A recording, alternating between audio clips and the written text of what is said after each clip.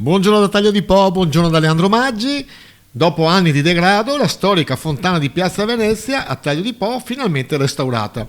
L'abbiamo già annunciata nei giorni scorsi, finalmente siamo all'inaugurazione, in concomitanza naturalmente con l'accensione dell'albero di Natale, bene augurante per le festività natalizie.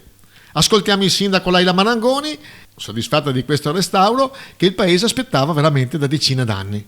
Vi sarete accorti che il primo intervento fatto in Piazza Venezia è stato la strada tutta intorno, che ha tolto veramente tutto quel disordine che era molto pericoloso e sicuramente faceva anche brutto vedere.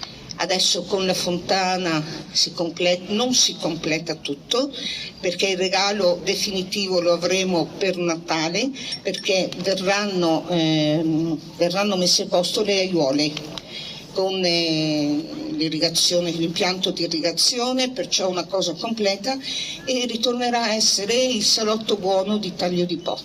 Non è stata una cosa semplice, ve lo dico subito, e forse sarebbe stata anche impossibile se non avessimo avuto l'aiuto di molti tagliolesi, artigiani, commercianti che si sono adoperati, e oltre che con la loro professionalità anche con la loro generosità, perché in effetti tutto questo da parte del comune, ve lo dico perché i soldi del comune sono soldi vostri, viene a costare neppure i 15.000 euro, perciò è stata una cosa veramente non da poco.